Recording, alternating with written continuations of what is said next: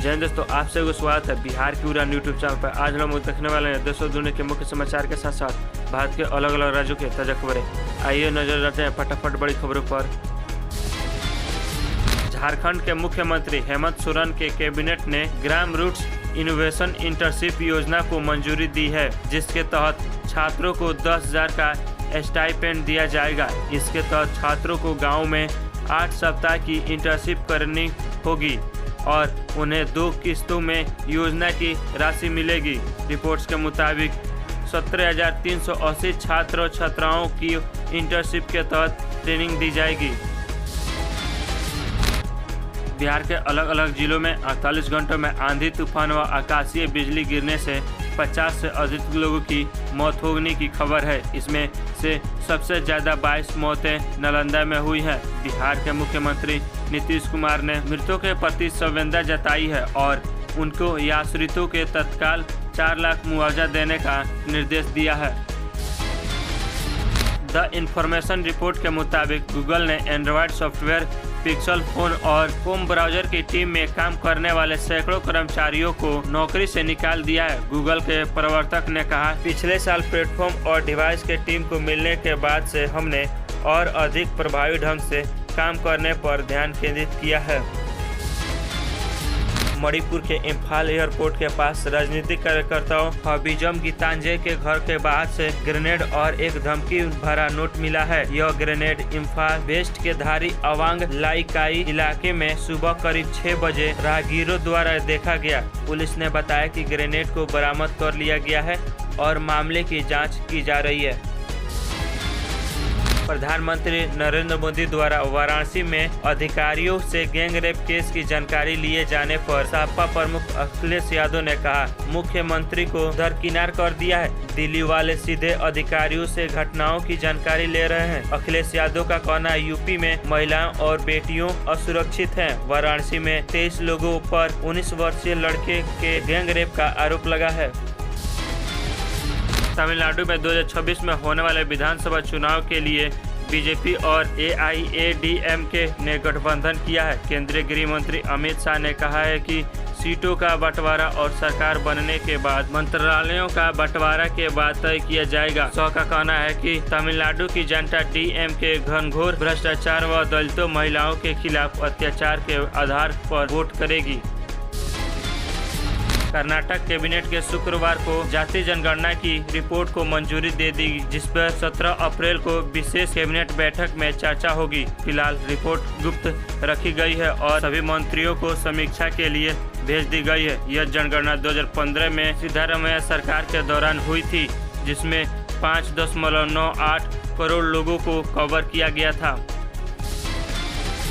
महाराष्ट्र सरकार ने मंत्रिमंडल प्रणाली की शुरुआत की है, जिससे महाराष्ट्र में अब मंत्रिमंडल की बैठक पूरी तरह डिजिटल हो जाएंगी। मंत्रिमंडल प्रणाली की मदद से मंत्रिमंडल बैठकों की योजना, जरूरी दस्तावेज की उपलब्धता, फैसलों की अमल प्रक्रिया और उनकी निगरानी अब पूरी तरह डिजिटल तरीके से होगी। इस पहल से सरकार जनता के बीच की दूरियां कम होगी। जब कोई कंपनी चांद पर जमीन बेचने का दावा करती है तो वह कानूनी रूप से नहीं बल्कि एक प्रतीकात्मक या स्मारिका आधारित लेन देन होता है। Lunar embassy, moon estates, the lunar registry और लूनर लैंड जैसे वेबसाइट पर वह कंपनी चांद पर जमीन बेचने का दावा करती है। चांद पर 1 एकड़ जमीन की कीमत सामान्य तौर पर $20 से या $100 होती है। मनी कंट्रोल के अनुसार मिंत्रा के मुख्य उत्पाद और प्रौद्योगिकी अधिकारी CPTO रघु कृष्णनंदन के ने अपने पद से इस्तीफा दे दिया है। कृष्णनंदन ने करीब 5 साल पहले मिंत्रा में शामिल हुए थे। मिंत्रा की मुख्य कार्यकारी अधिकारी नंदिता सिंह ने कहा, मैं उनके योगदान के लिए उन्हें धन्यवाद कर देती हूं और आगे की यात्रा में उनकी सफलता की कामना करती हूं। पश्चिम बंगाल के आसनसोल में छोटन घोष नामक फूल विक्रेता ने कबाड़ से बाइक ड्रोन बनाया जो 10 फीट तक ऊंचाई तक उड़ सकता है। 15 से 20 किलोमीटर तक की दूरी तय करने वाले इस बाइक ड्रोन को बनाने में 15 से 20 दिन लगे हैं। छोटन अब ड्रोन टैक्सी बना रहे हैं, जिसके लिए उन्होंने सरकार के मदद से की गुहार लगाई है। भारत के रक्षा अनुसंधान एवं विकास संगठन ने लॉन्ग रेंज ग्लाइड बम गौरव को सुखोई 30 MKI से रिलीज करने का सफल परीक्षण किया है। रक्षा मंत्रालय ने बताया कि 1000 किलोग्राम के इस बम की 100 किलोमीटर की रेंज है। रक्षा मंत्री राजनाथ सिंह ने कहा कि गौरव बम के विकास से सशस्त्र बलों की क्षमता काफ़ी बढ़ जाएगी। OpenAI ने अपने चैटबॉट GPT में नया मेमोरी फीचर जोड़ा है, जिससे यह यूजर की पुरानी चैट्स को याद रख सकेगा। कंपनी के CEO सैम ऑल्टमैन ने इसके बेहद खास और चौंकाने वाला फीचर बताया है। यह नया फीचर भारत सहित दुनिया भर के चैट GPT को प्रो यूजर के लिए आज से रोल आउट होना शुरू हो जाएगा। प्रधानमंत्री नरेंद्र मोदी ने वाराणसी में 3884 करोड़ की लागत वाली 44 परियोजनाओं का उद्घाटन व शिलान्यास किए हैं। उन्होंने कहा, काशी में उज्जवल भविष्य बनाने की तरफ कदम रखे हैं। मैं काशी के प्रेम का कर्जदार हूं। अब काशी पूर्वांचल के आर्थिक केंद्र बिंदु में है। जिस काशी को स्वयं बाबा चलाते हैं, वह पूर्वांचल की आर्थिक रस्सी को खींच रही है। कर्मचारी राज्य बीमा निगम ESIC ने स्पेशलिस्ट ग्रेड 2 के 558 पदों पर भर्तियां निकाली है, जिसके लिए चयनित उम्मीदवार को 78,800 तक की सैलरी मिलेगी। आवेदन की प्रक्रिया शुरू हो चुकी है और 26 अप्रैल तक अभ्यर्थी ऑफलाइन आवेदन कर सकते हैं। कुछ राज्यों में आवेदन की अंतिम तिथि 2 मई है। आवेदन के लिए अधिकतम आयु 45 वर्ष होनी चाहिए। बिहार के बख्तियारपुर के करौटा जगदम्बा मंदिर में लगे शीशे के दान पत्र से ईंट से तोड़कर एक व्यक्ति द्वारा पैसे निकालकर भागने का वीडियो CCTV में कैद हो गया है। दान पात्र तोड़कर चोरी की घटना के बाद मंदिरों में सुरक्षा व्यवस्था को लेकर स्थानीय लोगों प्रबंधन पर सुरक्षा को लेकर सवाल उठा रहे हैं। ऑस्ट्रेलिया के मेलबर्न में भारतीय वाणिज्यिक दूतावास में तोड़फोड़ की गई। पुलिस के मुताबिक दूतावास के मुख्य प्रवेश द्वार पर ग्राफिटी, दीवार पर पेंट चित्र पाई गई। भारतीय उच्च योग ने ऑस्ट्रेलिया के अधिकारियों के सामने इस मुद्दे को उठाया है। इस घटना की जांच चल रही है। हालांकि इससे भारतीय नागरिकों की सुरक्षा को लेकर चिंताएं बढ़ गई हैं। दिल्ली के द्वारका में वन विभाग की अनुमति के बिना 100 पेड़ों को काटे जाने का मामला सामने आया है।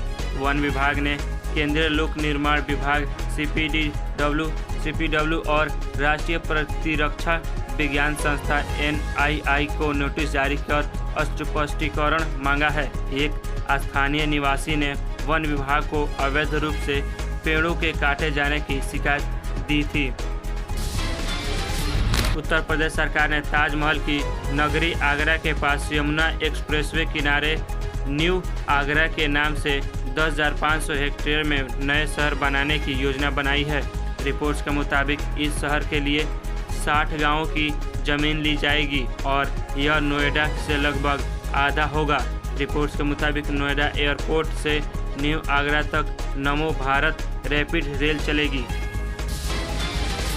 योग गुरु रामदेव ने कहा है कि शरबत के नाम पर एक कंपनी जिहाद कर रही है और वह शरबत से मिले पैसों का इस्तेमाल मदरसे व मस्जिदों बनवाने में करती है।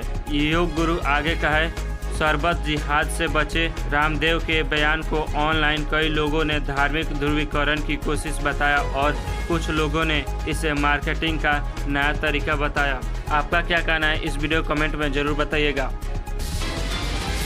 प्रधानमंत्री नरेंद्र मोदी शुक्रवार को अशोकनगर मध्य प्रदेश के एक कार्यक्रम में शामिल होकर ग्वालियर एयरफोर्स स्टेशन पहुंचे, लेकिन दिल्ली NCR में अचानक आंधी चलने और बारिश होने के कारण उनके विमान के टेक ऑफ में 1.5 घंटे की देरी हुई। प्रधानमंत्री ने एयरफोर्स स्टेशन पर ही 1.5 घंटे का वक्त गुजारा। शाम 7:30 बजे उनका विमान दिल्ली के लिए उड़ा। गुजरात के अहमदाबाद में शुक्रवार को एक ऊंची इमारत में आग लगने के बाद अपार्टमेंट में धुआं भर गया, जिससे लोग में अफरा तफरी का माहौल बन गया। इस दौरान लोग जान बचाने के लिए बिल्डिंग की बालकनी से कूदने लगे, जिसके कुछ वीडियो सामने आए हैं। वहीं दमकल विभाग की टीम ने मौके पर पहुंचकर 18 लोगों की रेस्क्यू की। सोशल मीडिया पर एक वीडियो वायरल हो रहा है, जिसमें एक शख्स अपनी महिंद्रा स्कॉर्पियो से खेत जोतता दिख रहा है। वीडियो में वह गाड़ी के पीछे खेती का उपकरण बांधकर मिट्टी समतल करता नजर आ रहा है। इंस्टाग्राम पर रवि भाई ब्लॉग नामक यूजर ने इस वीडियो को शेयर किया है, जिससे अब तक लाखों लोग देख चुके हैं। तो दोस्तों, ये रही 12 अप्रैल की सिलेक्टेड काम की खबरें, मुख्य समाचार, ताज़ा समाचार। तो अभी तक इस वीडियो को लाइक नहीं किए तो लाइक कीजिए, शेयर नहीं किए तो शेयर कीजिए, और चैनल पर पहले बनाएं तो चैनल को सब्सक्राइब करके बेल नोटिफिकेशन को ऑल पर सेट कर लीजिए। इस चैनल पर आपको रोजाना काम की खबरें, मुख्य समाचार, ताज़ा समाचार देखने को मिलता रहता है। और हाँ दोस्तों, इस वीडियो कहाँ से देख रहे हैं कमेंट करना ना भूलिए, ताकि वहाँ से जुड़ी खबरों पर मैं वीडियो बना सकूँ। तो इस वीडियो में बस इतना ही था। इस वीडियो को लास्ट तक देखने के लिए धन्यवाद। मिलता है अगले वीडियो में, तब तक के लिए जय हिंद।